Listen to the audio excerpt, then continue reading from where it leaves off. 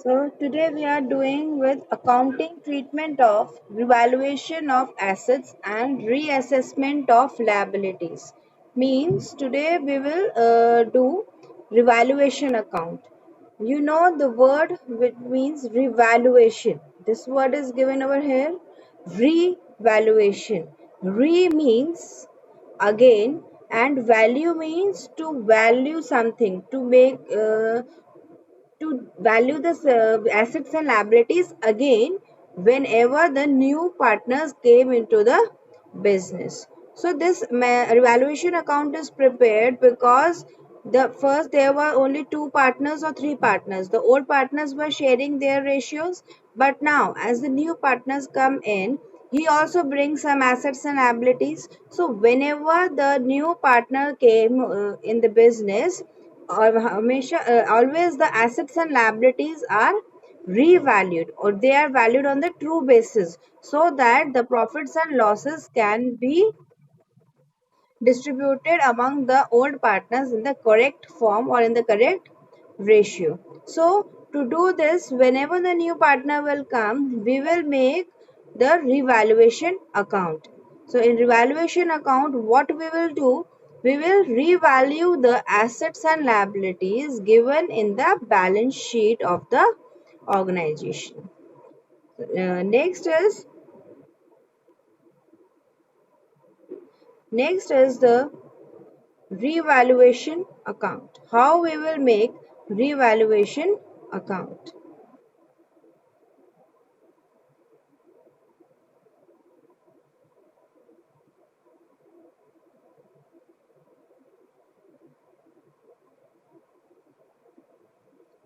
This is the format for revaluation account as you all can see over here. The revaluation account is a nominal account. The revaluation account is a nominal account. And what is the rule for nominal account?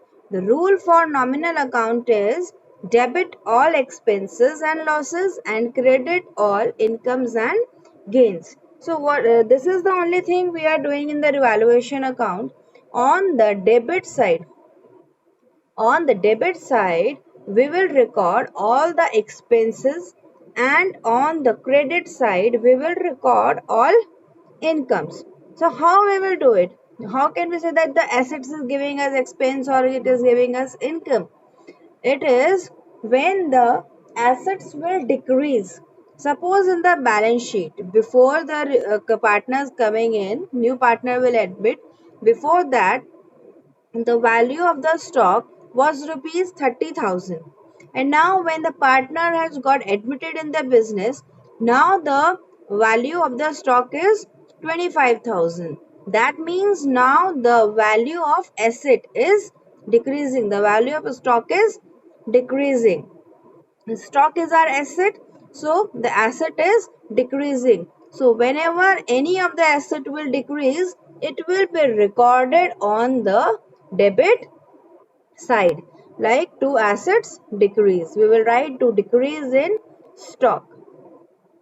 Now another case is whenever the liabilities will increase. Liabilities will increase means suppose before the admission of a new partner, our creditors were 45,000, and now when after the admission of the new partner, our creditors are increased up to rupees 50,000. So our creditors has increased by rupees 5,000. That means creditors is our liabilities.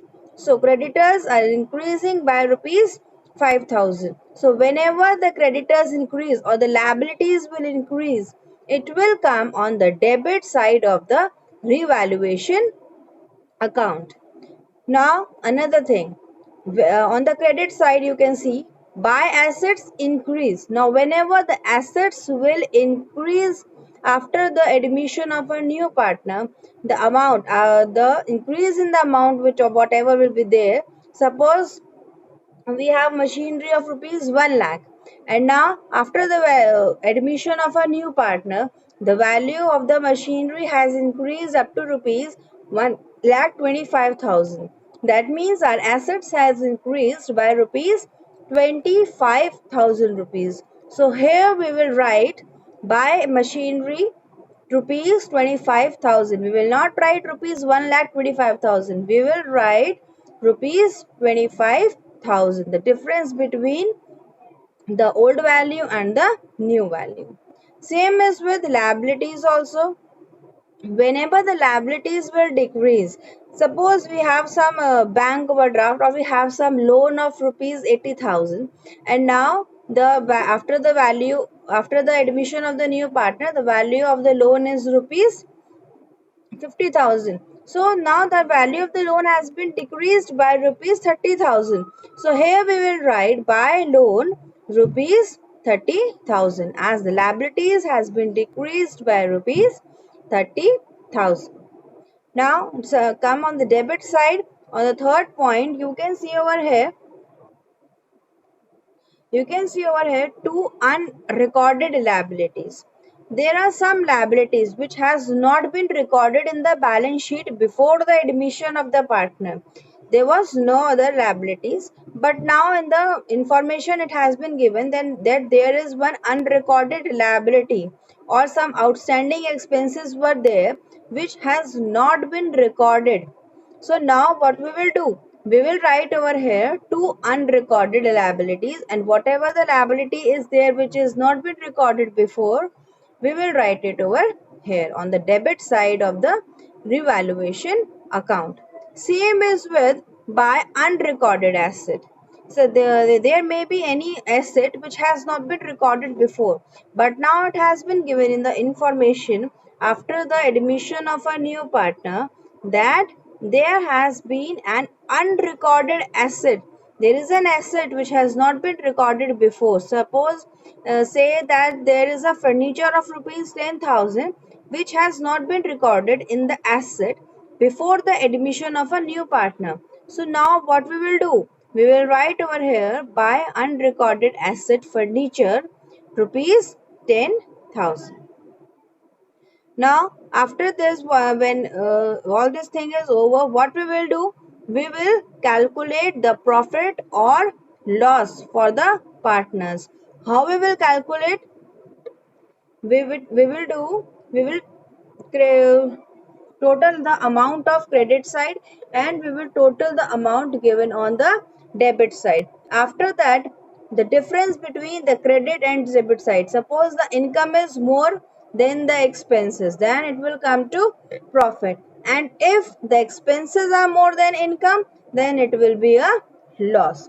So suppose there is a profit, so how we will write? To partners capital current account, we will distribute the profit, whatever the difference is there, we will write it over here, and this amount will be distributed among the old partners in the old ratio.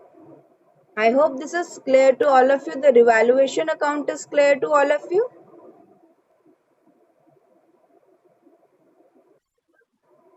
Okay, anyone who is having any doubt? Anyone is having any doubt in revaluation account? Shall I move further?